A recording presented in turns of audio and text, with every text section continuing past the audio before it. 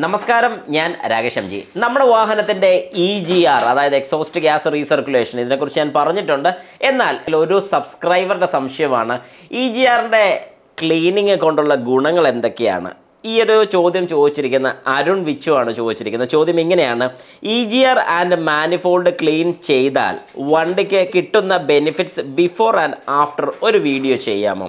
പിന്നെ ബ്രോ, ഞാൻ transmission oil മാറ്റിയപ്പോൾ gear ഒരു ചെറിയ ഹാർഡ് ഫീൽ, അത് എന്താ? ഓക്കെ, അപ്പോൾ നല്ല ചോദ്യമാണ്. നമുക്ക് ഏതായാലും EGR തന്നെ സ്റ്റാർട്ട് ചെയ്യാം.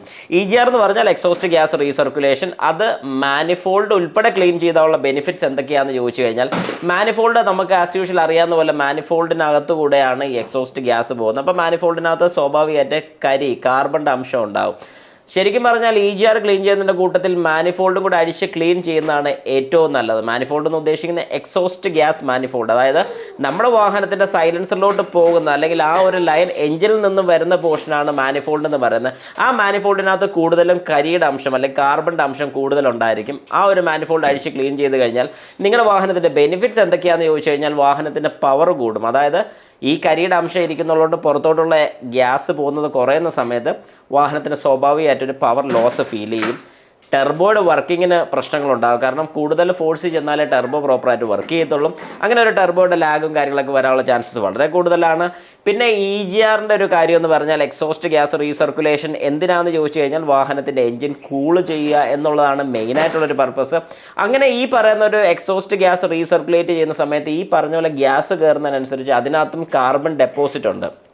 അങ്ങനെ EGR ക്ലീൻ ചെയ്ത് കഴിഞ്ഞാൽ ഈ പറഞ്ഞ കാര്യങ്ങളൊക്കെ, അതായത് നമ്മുടെ വാഹനത്തിൻ്റെ പുള്ളിങ് ലെസ് അത് കുറയുന്നതായിരിക്കും. കാരണം വാൽവ് ഓപ്പണായി ഇരുന്ന് കഴിഞ്ഞാൽ EGR എന്ന് പറയുന്ന ഒരു സോളിനോയിഡ് വാൽവാണ് അതിനകത്ത് വരുന്നത്. ആ സോളിനോയിഡ് വാൽവ് സ്റ്റക്ക് ആവുകയെല്ലാം ചെയ്ത് കഴിഞ്ഞാൽ, കാർബൺ ഡെപ്പോസിറ്റ് കൂടിക്കഴിഞ്ഞാൽ അത് സ്റ്റക്ക് ആവുകയെല്ലാം ചെയ്ത് കഴിഞ്ഞാൽ ഫുൾ ടൈം നമ്മുടെ വാൽവ് ഓപ്പൺ ആയിരിക്കും. അങ്ങനെ ഫുൾ ടൈം ഓപ്പൺ ആയിരുന്നു കഴിഞ്ഞാൽ വാഹനം നമ്മൾ ആക്സലറേഷൻ കൂടുതൽ കൊടുക്കുന്ന സമയത്ത് എക്സോസ്റ്റ് ഗ്യാസും കൊണ്ട് നമ്മുടെ ഇൻലെറ്റ് മാനിഫോൾഡിലോട്ട് കയറുകയും ചെയ്യും.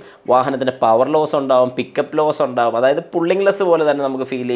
അങ്ങനെയൊക്കെ ഒരുപാട് പ്രശ്നങ്ങളുണ്ട്. അതുകൊണ്ട് കഴിവതും നമ്മൾ വാഹനത്തിൻ്റെ exhaust gas recirculation unit, carbon deposit കാര്യങ്ങളൊക്കെ ക്ലീൻ ചെയ്യുന്നത് നല്ലതായിരിക്കും. 30,000 കിലോമീറ്റർ കൂടുമ്പോഴാണ് കമ്പനി റെക്കമെൻഡ് ചെയ്യുന്നത്. അതായത് 30,000 കിലോമീറ്റർ കൂടുമ്പോൾ അത് ക്ലീൻ ചെയ്യണം എന്നാണ് റെക്കമെൻഡ് ചെയ്യുന്നത്. ഇതിനെക്കുറിച്ചൊരു ഡീറ്റെയിൽഡ് വീഡിയോ എനിക്ക് ചെയ്യണമെന്ന് ആഗ്രഹമുണ്ട്. ഞാൻ ഉറപ്പായിട്ടും ഒരു EGR വാൽവും കൂടെ കൂട്ടി അല്ലെങ്കിൽ ആ ഒരു ഡെമോയും കൂടെ കാണിച്ചുകൊണ്ട് ഷുവറായിട്ട് ഞാൻ ഇതിനൊരു ഡീറ്റെയിൽഡ് വീഡിയോ ചെയ്യാൻ പ്ലാൻ ചെയ്യുന്നുണ്ട്. ആ വീഡിയോ കാണണമെന്ന് ആഗ്രഹമുള്ളവരൊക്കെ ഒന്ന് ജസ്റ്റ് ഒരു കമൻറ്റും കൂടെ കൊടുക്കുക. ഏതായാലും ഇതിൻ്റെ അഡ്വാൻറ്റേജസ് ഡിസഡ്വാൻറ്റേജസും വലിയ കാര്യമായിട്ട് കുറേ ഒന്നും പറയാനില്ല, പക്ഷേ മെയിനായിട്ടുള്ള കാര്യമാണ് ഞാനിപ്പോൾ ഇതിനകത്ത് ഷെയർ ചെയ്തത്.